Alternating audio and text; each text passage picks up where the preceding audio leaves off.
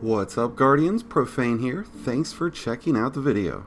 Today we are going to be diving into this week's Grandmaster Nightfall, the Proving Grounds, and covering all of the current glitches, cheeses, and workarounds so that you can make completing this Grandmaster so much easier. This week's Adept rewards are the Palindrome Hand Cannon and the Swarm Heavy Machine Gun, which could be the last time that we even see the Swarm as a reward. Now, before we begin, if you enjoy the video and find it helpful, be sure to help support the channel below by hitting the like button along with the subscribe button if you're new. Both are greatly appreciated. But let's get started. The Proving Grounds has by far been one of the more difficult Grandmasters to complete this season, but by using the tips and tricks and workarounds that we go over today, you'll have a much higher success rate at farming out these awesome Adept weapons and Ascendant shards. For Grandmaster difficulty, you will need both anti-barrier and unstoppable capabilities. So best loadout choices will be auto rifle for anti-barrier and fusions for unstoppable. Telesto performs very well in this strike, but you'll need a full balance of energies to face off against heavily shielded forces. The Arbalist is also another astounding weapon to use for this. As you load into the Proving Grounds, the first thing you'll want to do is head to your far left. This way you can avoid contact with any of the enemies in the middle of the field. You can actually leave all of this first set of ads alone, as they will fight amongst themselves, and then once you've cleared the next wave of ads at the entranceway, you can turn around and then take care of that unstoppable champion that's here. That way you can get your platinum. Now this brings us to our first actual challenge of this Grandmaster, which is the Captain's Barrier Shield. This is where lots of teams start losing lives right off the bat. Summed up in a single word: bullet time. So you have a few options here. First off, Telesto is a great weapon to use to drop some shots and dip out of those barriers throughout this strike. But the best and easiest way is to cheese the shield with the spiffy thing that this Skyburners Oath can do against Cabal shields. Now you want to remember this because it's important later, but the Skyburners Oath will allow you to melt straight through that shield, destroying the generator without even having to step in it or near it. Now, if you don't have Skyburners on, or you just don't want to use it, you can also stand across from the mini boss here and use the shield generator as cover while you're destroying it. That way you can evade all of those bullets firing at you.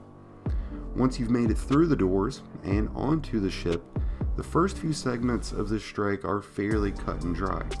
You want to just play back, watch out for those Cabal grenades. Sniper resistance and concussive dampener mods would be beneficial to wear throughout. The next big challenging area though is when you drop down into the hangar or bay area where you fight off against the tanks.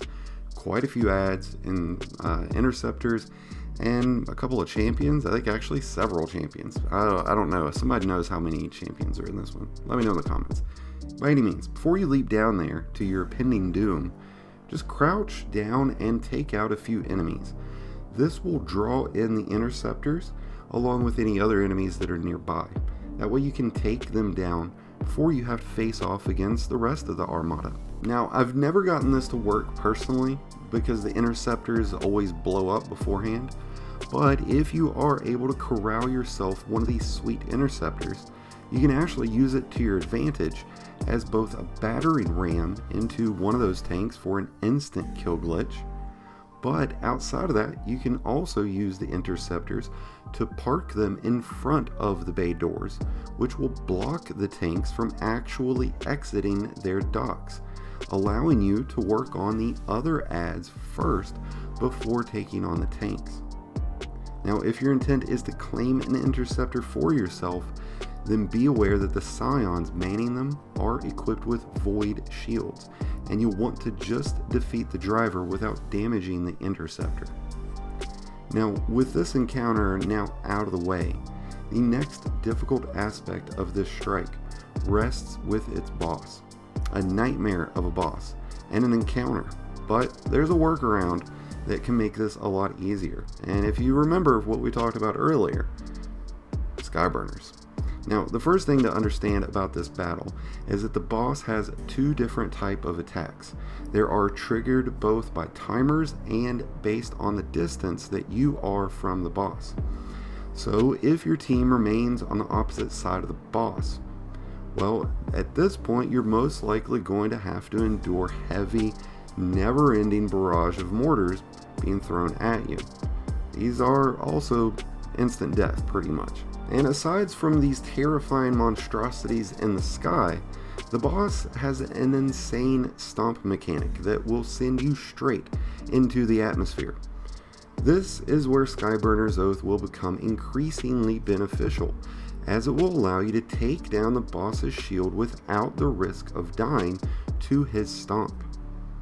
If this isn't an option though, invisible hunters always really excel at these types of things, but one miraculous workaround to avoiding these mortar blasts is to duck into the vent tunnel directly beneath the boss.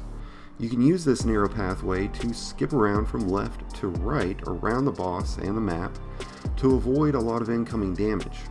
But wait, you say, that tunnel will catch on fire and burn you alive. Well, now you have a point there, but what you might not know is that even when this tunnel is scorched with fire, there are still safe spots on both edges in the dead center of the tunnelway. On each side, you can use this to make it the absolute best cheese spot to evade incoming mortar blasts and enemy fire. So absolutely utilize the tunnelway to avoid those incoming mortar blasts, and then once those mortar blasts have ceased, jump out, hop up onto the shield, and start taking down that generator. Now, when taking down the boss's shield, if you're not using the Skyburner's glitch, make sure to position you and your teammates across from one another. This will make the boss choose which one of you could go towards, and whichever one of you are not facing the boss directly, looking him in the eye, those other teammates should be working on taking down that generator. So you should only jump up to this platform when the boss's back is to you, because otherwise you're going to get stomped straight into the wall. Now, this is another great area for Telesto because you can easily jump up, leave a couple of shots, and jump down without really having much of a risk of taking damage. Now, another really big benefit here is going to be swords, because you can evade a lot of that stomp damage by blocking. You can also block a lot of other damage throughout this strike, but in specific weapons or swords like the Lament will not only protect you from those stomps, but it'll give you a boost to the damage afterwards, especially if you're pairing it up to mods like the passive guard mod. And there you have it, Guardians. That's all the current tips, tricks, and glitches to help you complete the Proving Grounds Grandmaster Nightfall this week, which, if you are still seeking the Conqueror title, Bungie has enabled the catch-up mode, allowing Guardians the ability to take on any Grandmaster that they have yet to complete, making it an absolutely perfect time for you to take on the Proving Grounds and farm out some of the sweet Adept loot and Ascendant shards. I wish you all the best in luck this week. I hope you've enjoyed today's video and found it helpful. If so, be sure to hit the like button below, along with the subscribe button if you're new. Both are greatly appreciated. And until next time, Guardians, this has been Profane, wishing you some happy hunting.